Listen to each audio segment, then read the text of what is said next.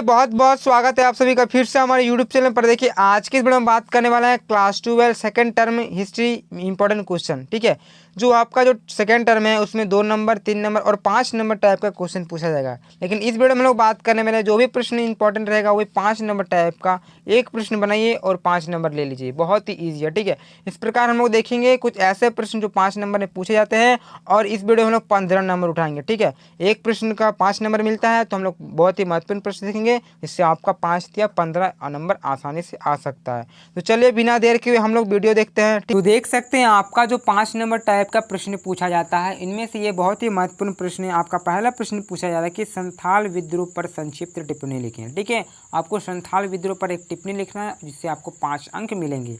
तो चलिए हम लोग उत्तर देख लेते हैं। क्या है कि यह विद्रोह 1855-56 में प्रारंभ हुआ था। जो संथाल विद्रोह है कब प्रारंभ हुआ था, स्टार्टिंग कब हुई थी, 1855-56 में। एक पॉइंट आप लोग लिख दीजिएगा। फिर एक लाइन छोड़ के क्या लिखना है आप लोग को कि इस विद्रोह का नेतृत्व सिद्धू तथा कान्हू ने किया था। यहाँ कान्हू लिखा गया है, कान्हू होगा। ठीक है, सिद्धू और कान्हू ने दो भाई थे। ठीक है, जो झारखंड से बिलोंग करते हैं, इन्होंने इसका नेतृत्व किया था। ठीक है, आगे क्या लिखिएगा कि यह विद्रोह 1855, यहाँ पे आप लोग 55 कर लीजिएगा। ठीक है, 1855 में प्रभावी हुआ तथा 1856 यानी कि 1 साल बाद इसका दमन किया गया। इस विद्रोह का मेन केंद्र अगर बात किया जा सकता है तो भागलपुर से लेकर आपका राजमहल की पहाड़ियों तक था। ठीक है, मेन केंद्र कहाँ था, भागलपुर से लेकर आपका राजमहल तक की, राजमहल की जो पहाड़ी थी वहाँ तक था। और इस विद्रोह का मूल कारण अंग्रेजों के द्वारा शोषण एवं अत्याचार था। अगर मेन रीज़न का बात किया जा सकता है ये जो हुआ था आंदोलन संथाल विद्रोह, तो मेन रीज़न क्या है। ठीक है, आखिरकार क्या कारण है जो ये इतना करना पड़ा ये लोग को। तो मेन रीज़न था कि जो अंग्रेज थे, ठीक है, वो किसानों पर ज़्यादा ही अत्याचार करते थे, शोषण करते थे ये संथालों पर। तो इसीलिए इसका यह विरोध किया गया। ठीक है, आगे क्या है कि संथालों ने जिस भूमि को साफ करके, ठीक है, कृषि आरंभ की थी उस पर सरकार के द्वारा भारी कर लगाए जा रहे थे। यानी कि जो संथाल लोग थे, जिस स्थान को, जिस क्षेत्र को वो लोग साफ करके जो भी कृषि वगैरह करते थे, ठीक है, उस पर क्या किया सरकार ने भारी लगान लगा दिया। ठीक है, भारी कर लगा दिया। साहूकार लोग जो थे बहुत ही उच्च दर पर ब्याज लेने लगे और जो साहूकार थे वो भी अधिक ब्याज लेने लगे तथा ऋण का भुगतान न किए जाने पर इस परिस्थिति में भूमि को ही अपने अधिकार में ले लेते थे। यानी कि सबसे पहले जो हमारा जो सरकार था, अंग्रेज लोग थे, ब्रिटिश लोग थे, वो इस पर अत्याचार भी करते थे और भारी कर भी, टैक्स भी लगा दिया था। साथ ही जो साहूकार थे जिससे ऋण लेते थे, यानी कि ऐसी परिस्थिति हो जिसकी पैसा ना हो गरीब के पास, तो कुछ दिनों के लिए ऋण लेते थे, बोलते थे कि बाद में आपको दे देंगे। ठीक है, फसल अच्छा होने के बाद। तो ऐसे क्या होता था कि फसल अगर ख़राब हो गया, किसी भी कारणवश अगर पैसा नहीं दे पाया, तो वो जो थे, जो ऋण देते थे साहूकार, वो भी इस पर अत्याचार करते थे। ठीक है, और अधिक ब्याज लेते थे। ठीक है, जितना बोला गया था उससे अधिक ब्याज जाता था। ठीक है, उसके साथ क्या करता था, अगर कोई किसान जमा नहीं कर पाता तो उसका क्या करता था, जो ज़मीन का होता था, जो भी ज़मीन होता था उसे ले लिया जाता था। और जमींदार लोग दामिन इलाके पर अपने नियंत्रण दावा भी पेश कर रहे थे। ठीक है, इस प्रकार से तो जमींदार थे ये भी किसानों पर अत्याचार करते थे। ठीक, आगे क्या लिखना है आपको कि 1850 के दशक तक संथाल लोग यह अनुभव करने लगे थे कि स्वयं के लिए एक आदर्श संस्था की स्थापना करने हेतु जहां उसका स्वयं का शासन हो, जमींदारों, साहूकारों तथा ब्रिटिश राज के खिलाफ विद्रोह करने वक्त आ गया। यानी कि 1850 के दशक में संथालों ने क्या निश्चय कर लिया कि हम लोग का अपना, ठीक है, स्वयं का एक आदर्श संसार हो जिसमें ना तो कोई जमींदार हो, ना ही सभी का साहूकार हो और ना ही कोई ब्रिटिश राज, किसी का भी झमेला नहीं लेना है, अपना रहना। ठीक है, यानी कि किसी का क्यों नीचे रहें, इस प्रकार से जो संथाल लोग चाहते थे। यहाँ पर 1850 का दशक के बाद किया गया। दशक का मतलब होता है 1800, जैसे हम 50 का बात किए तो 1850 से लेकर 1860 के बीच, यानी कि 10 साल का जो अंतराल है इसके बीच पूरा बताया गया है। इसमें आपका 55 भी आता है, 56 भी आता है, 57 भी आता है, यानी कि 50 से लेकर 60 के बीच।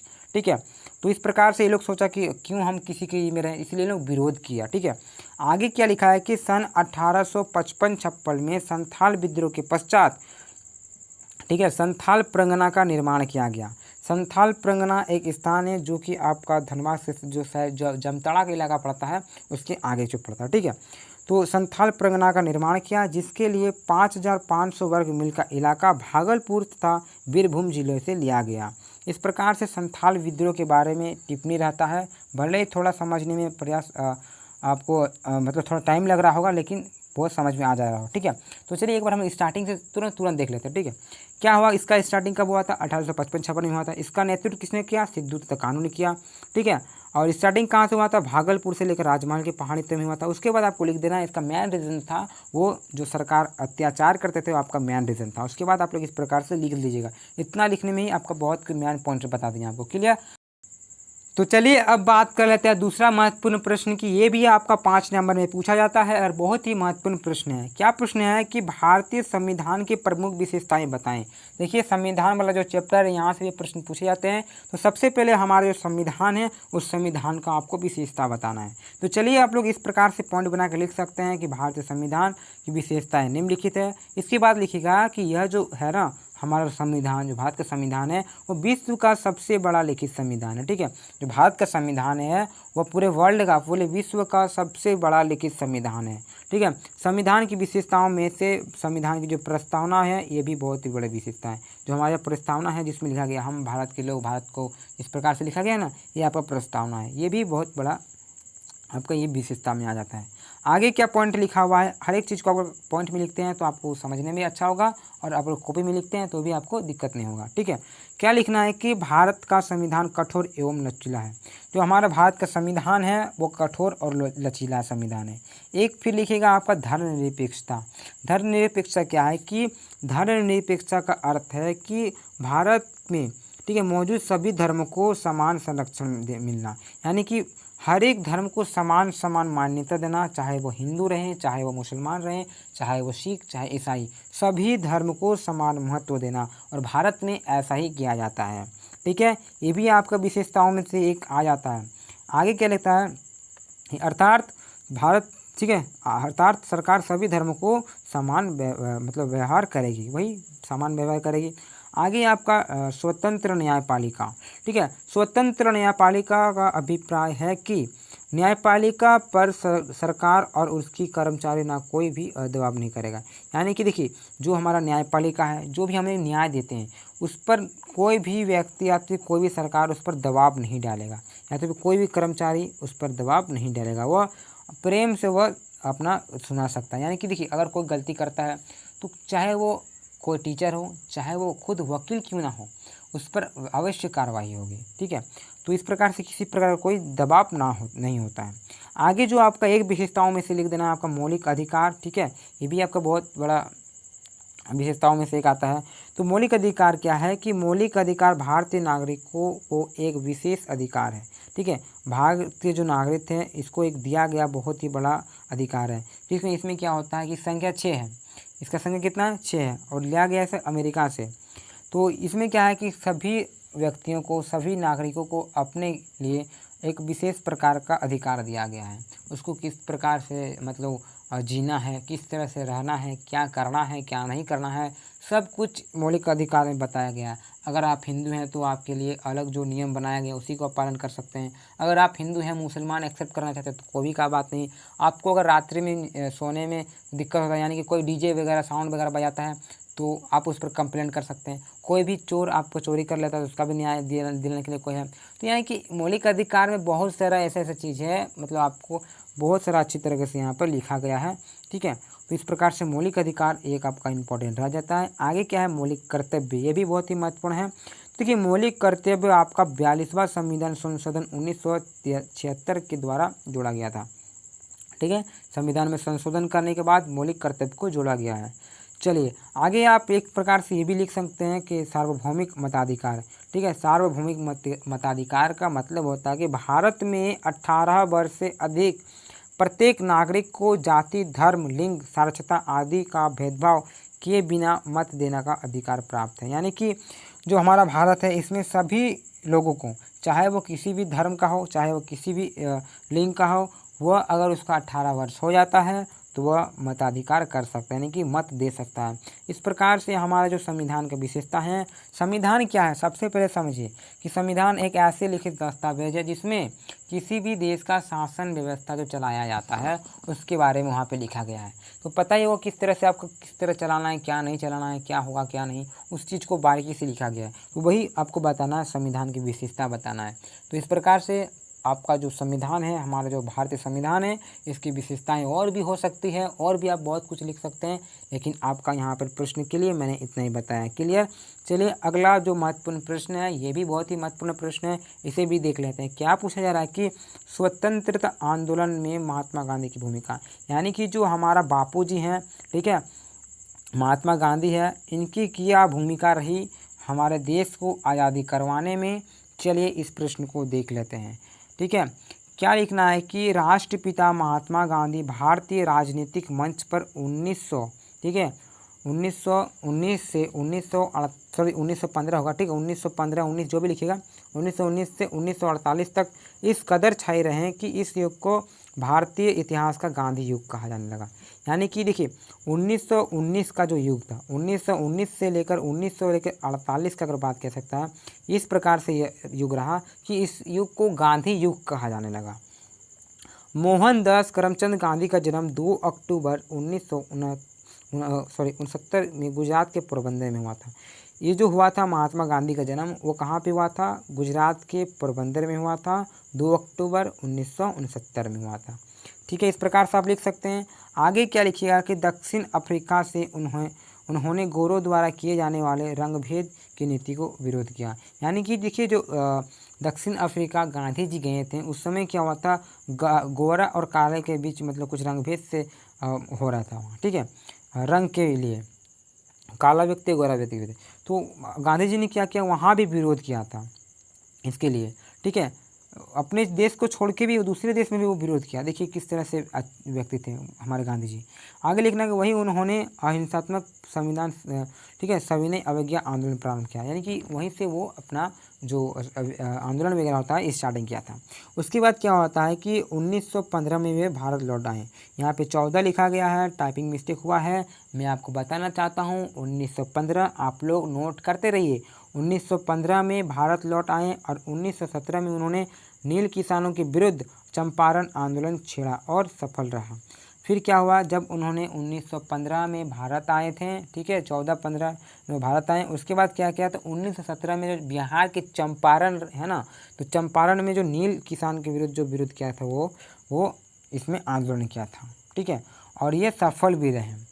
आगे क्या हुआ कि 1919 में जालियांवाला बाग हत्याकांड के बाद उन्हें भारतीय राजनीति में सक्रिय भाग लेने का निश्चय किया गया है। यानी कि देखिए जिस तरह से घटना आपका 13 अप्रैल 1919 में जालियांवाला बाग हत्याकांड को देखते हुए गांधी जी ने और भी अच्छा मतलब निर्णय ले लिया, ठीक है, कि मुझे अब अपने देश के लिए कुछ ना कुछ करना है, क्योंकि बहुत ही खतरनाक वो दिन अभी भी याद आता है। जब भी कभी सुनते हैं अजीब ही टाइप का लगता है कि 13 अप्रैल 1919 का जो भी घटना रहा होगा आपका अमृतसर पंजाब में आपका जालियांवाला बाग हत्याकांड हुआ था, ठीक है, इसे भी देखते हुए गांधी जी ने और भी अच्छी तरीके से तैयार हो गए हैं।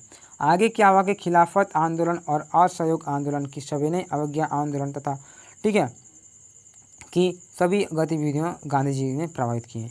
साथ ही साथ जैसे कि आपका हो जाता है सविनय अवज्ञा आंदोलन, चाहे वो असहयोग आंदोलन हो, ठीक है, चाहे वो आपका नमक सत्याग्रह हो, बहुत सारे और भी ऐसे आंदोलन किए हैं भारत के लिए उन्होंने, ठीक है। और क्या है कि इस बीच कई बार उन्हें जेल भी जाना पड़ा, लेकिन वह मतलब इससे हटे नहीं। ये जो किए थे, जो गांधी जी ने असहयोग आंदोलन चलाए, चोरी चोरा हत्या जो कांड हुआ था इसी के बीच, तभी ना वो बंद कर दिया असहयोग आंदोलन, कितना अच्छी तरीके से चल रहा था। तो बहुत सारे ऐसे ऐसे कारनामे, ऐसे बहुत सारे कार्य किए गांधी जी ने, जिसमें हमारा जो स्वतंत्रता है इसमें बहुत ही बड़ा योगदान रहा है हमारा गांधी जी का। इसीलिए इसे भारत का राष्ट्रपिता भी कहा जाता है, ठीक है। किसी भी व्यक्ति को पूरे राष्ट्र का पिता ऐसे ही नहीं कहा जा सकता है, हर एक नोट में गांधी जी का चश्मा मिलता है, ठीक है। तो कोई रीज़न ना होगा तब ना गांधी जी को इतना बड़ा पद हम लोग दे के रखें। तो बहुत ही बड़ा भूमिका रहता है हमारा भारत में स्वतंत्र कराने के लिए गांधी जी का। तो इस प्रकार से आप गांधी जी के विषय में बहुत कुछ लिख सकते हैं, आपका कोई भी नंबर नहीं काटने वाला है। तो ये भी प्रश्न आपका बहुत ही महत्वपूर्ण रहता है। और देख लेते हैं क्या आपका महत्वपूर्ण प्रश्न है। इसके बाद फिर दूसरे वीडियो में हम लोग लाएंगे, फिर आपका इंपॉर्टेंट क्वेश्चन के साथ आप लोग जैसा कमेंट कीजिएगा वैसे लाऊंगा। मैं आपका 2 नंबर टाइप का भी प्रयास करूंगा कि हर एक वीडियो ला दूं, क्योंकि आपका 2 नंबर के लिए भी छोटा छोटा आपका प्रश्न पूछा जाता है। तो देखिए ये जो आपका अगला प्रश्न पूछा जा रहा है कि भारत के विभाजन के प्रमुख कारणों का उल्लेख करें। यानी कि जो भारत का जो विभाजन हुआ था, ठीक है, जो पाकिस्तान और हिंदुस्तान, ठीक है, जो बना था, जो विभाजन हुआ था, आपका रीज़न बताना, इसका कारणों का फिर उल्लेख करना है। तो चलिए उत्तर देख लेते हैं क्या है कि अंग्रेजों द्वारा भारत को कमज़ोर करने के लिए फूट डालो और शासन करो नीति के कारण देश में संप्रदायवाद का बीजारोपण हुआ तो उसका अंत भारत विभाजन हो गया। जो अंग्रेज क्या चाहते थे कि फूट डालो और शासन करो, ठीक है, यानी कि आपस में झगड़ा लड़ाने के काम करता था, और इसमें ये लोग सफल भी हो गया और हमारा जो देश है वो विभाजन हो गया। किस प्रकार से हम लोग भाई भाई थे, ठीक है, हिंदुस्तान और पाकिस्तान, अभी हम लोग को अलग कर दिया गया, तो इसलिए हम लोग हिंसक हो गए हैं, ठीक है, यानी कि हम लोग बहुत ही इसमें राजनीति किया गया था। आगे क्या लिखिएगा कि 20वीं शताब्दी के प्रारंभ में से ही हिंदुओं की समृद्धि एवं प्रभुत्व के कारण कुछ मुसलमान नेता अलगाव की नीति पर चल रहे थे, ठीक है। 20वीं शताब्दी के प्रारंभ में क्या हुआ था, जो हिंदू लोग थे, ये लोग की बहुत संख्या थी। हिंदुस्तान इसीलिए कहा जाता है हिंदुओं का स्थान, तो बहुत सारे हिंदू समृद्ध थे, बहुत ही पावरफुल थे, इसलिए क्या हुआ कि कुछ मुसलमान नेता जो थे वो अलगाव नीति को चलाने लगे। यही प्रवृत्ति आगे चलकर मुस्लिम संप्रदाय में बदल गए। और इस प्रकार जिस प्रकार जो आपका 1906 में मुस्लिम लीग की स्थापना हुआ और सभी मुसलमान एक जगह इकट्ठा होने लगे, इस प्रकार से क्या किया, बाद में इसका सांप्रदायिकता का माहौल देखना पड़ा। आगे क्या लिखा हुआ कि हिंदू मुसलमानों के साथ, ठीक है, खान पान से परहेज करते थे, ठीक है, जो हिंदू और मुसलमान हैं दोनों क्या है अलग अलग खान पान करने में करते थे, ठीक है। साथ ही क्या थे, इसकी प्रतिक्रिया में मुसलमान ने भी हिंदुओं से घृणा किया और अपने अलग देश का संबंध सोचने लगा। यानी कि ज़्यादातर जैसे कि बहुत सारा हिंदू एक साथ हो गए, मुसलमान एक साथ हो गए, हर एक तौर पर देखिए, हर एक जगह पर देखिएगा इतिहास में आपका राजनीतिक मतलब धर्म पर होना ही होना है, धर्म पर लाके मिला देता है। अभी भी बहुत सारे व्यक्ति हम लोग हैं कि धर्म के चपेट में आ जाते हैं, ऐसा नहीं करना, आपको ये भी ध्यान में रखना है। तो ये सब करके फूट डाल के हमारा देश को जो अलग किया गया था, तो क्या हुआ, तो मुसलमान भी ये समझने लगे कि हमको अलग राज्य चाहिए, हमको हिंदुओं के साथ रहना नहीं है, हमें जो भी मिलेगा अपना मिलेगा, हम मुसलमान एक साथ रहेंगे। इस प्रकार से उन लोगों को मतलब बकाया गया था। एक पॉइंट आप लिख सकते हैं। आगे क्या है कि हिंदू महासभा जैसी सांप्रदायिक पार्टियों ने दो संप्रदायों के बीच खाई और को अधिक चौड़ा कर दिया, जिससे परिणाम विभाजन हुआ। इस प्रकार से हिंदू का कुछ संगठन बनने लगा, मुसलमानों का बनने लगा, और क्या हुआ, इस प्रकार से इन्होंने मांग कर दिया कि मुझे अलग चाहिए देश, ठीक है। आगे क्या लिखा हुआ कि 1946 के प्रांतीय चुनाव में कांग्रेस के जीत एवं मुस्लिम लीग की हार ने दोनों के बीच इस राजनीतिक खाई को और चौड़ा कर दिया। जब 1946-47 में जो प्रांतीय चुनाव होता है, इसमें क्या होता है, कांग्रेस जीत जाता है और मुस्लिम लीग हार जाता है। इसमें और भी इसका जो ये होता है खाई यानी कि चौड़ा जाता है राजनीतिक में, तो और भी बड़ा हो जाता है। और 1946 में मुस्लिम लीग द्वारा प्रत्यक्ष कार्रवाई तथा ठीक है, दंगों ने आग में घी डाल दी। इस प्रकार से 1946-47 में ये जो हुआ चुनाव, इसमें जब मुस्लिम लीग की हार देखी जाती है, तो क्या क्या मुसलमानों ने एक दिवस मनाया जिसका नाम आपका प्रत्यक्ष कार्रवाई दिवस। और मुसलमानों ने क्या कहा कि अगर मुझे आप अलग राष्ट्र नहीं देते हैं तो हम लोग अब दंगा करेंगे, ठीक है, अब दंगा करेंगे हम लोग अगर नहीं दीजिएगा तो। उसके बाद परिणाम जान लीजिए आप, ठीक है। इस प्रकार ने मुसलमानों ने कर लिया, साफ साफ यहाँ पे लिखा हुआ देख सकते हैं। फिर लिखा हुआ है क्रिप्स मिशन, कैबिनेट मिशन तथा लॉर्ड माउंटबेटन की कुटिल चालों ने, ठीक है, कारण देश के बंटवारे की पृष्ठ तैयार किए। और देखिए ये जो यहाँ पर देखिए कुछ मिशन के नाम दिए हैं, जैसे Cripps mission, cabinet mission, Lord Mountbatten, ठीक है, सॉरी माउंटन, जो ये देखिए इसी के द्वारा हमारा अलग हुआ था ना, लॉर्ड माउंटबेटन योजना के तहत। और इन सभी के कारण इनका जो कुटिल जो चाल था, देखिए यहाँ पे लिखा, कुटिल चालों के कारण देश के बंटवारे को तैयार हुआ है ना। सत्ता में लालच ने भी कांग्रेस के कपटीय नेताओं की विभाजन स्वीकार करने के लिए प्रेरित रहे।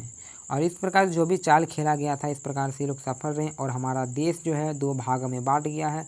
बहुत ही दुखद घटना है, ठीक है। आगे क्या है, सांप्रदायिक दंगों एवं दबाव के बीच अखंडता की कल्पना करने बेकार था, अतः वर्तमान परिस्थिति में विभाजन परिहार को और इसे स्वीकार करना ही देश में हित था। यानी कि जब ऐसा बोला गया कि अब हम लोग दंगा करेंगे, तो ऐसे स्थिति में क्या बन गया कि अब अगर दंगा करते हैं तो आपस में क्यों लड़े हम लोग, क्या करते हैं कि सबसे पहले हम लोग इसको दे ही देते हैं, मतलब एक अलग राष्ट्र बना देते हैं जो खुशी हो। इसलिए क्या किया, इसको अलग राष्ट्र में हमको विभाजन करना पड़ा। इस प्रकार से हमारा जो रहता है भारत का विभाजन होता है। क्लियर, समझने का प्रयास करेंगे और एक बार एकदम शॉर्ट तरीके से, ठीक है। क्या हुआ कि इसका मेन रीज़न क्या था कि जो अंग्रेजी लोग थे फूट डालकर इसको अलग करना चाहते थे, पूरा राजनीति के साथ कि किस प्रकार से हमको इसको भड़का के अलग करें। तो कुछ ऐसे संगठन भी बने मुसलमानों का, हिंदू का, जिसके कारण मेन रीज़न ये भी देखना पड़ा। हिंदू बोला हम अपना रहेंगे, मुसलमान बोला हम अपना रहेंगे। तो इस प्रकार से 1934 में, नाम याद नहीं आ रहा, उन्होंने बोला कि मुझे एक अलग राष्ट्र का दे दें जिसका पाक लोग रहेंगे, पाक जितने भी पाक के निवासी हैं, पाक वाला लोग रहेंगे लोग पाकिस्तान में, ठीक है। तो पाक वाला को बताया गया पाकिस्तान और जो हिंदू लोग थे वो रहेंगे हिंदुस्तान में। इस प्रकार से वो लोग रेडी हुए और ऐसे करते करते आपको जो 1946-47 में जो चुनाव होता है, ठीक है, इसमें से कांग्रेस जीत जाती है और मुस्लिम लीग की फिर हार हो जाती है। इसमें से लास्ट में क्या किया, 1940 में जो आपका यहाँ पे प्रत्यक्ष कार्रवाई दिवस मनाया गया मुसलमानों द्वारा और बोला गया कि अगर नहीं देते हैं आप तो हम दंगा करेंगे, इसलिए इसको लास्ट में देना पड़ा। और जो मेन में देखिए कुछ कुटिल चाल था ये लोगों का, इससे भी यह देश आपका विभाजन हो जाता है।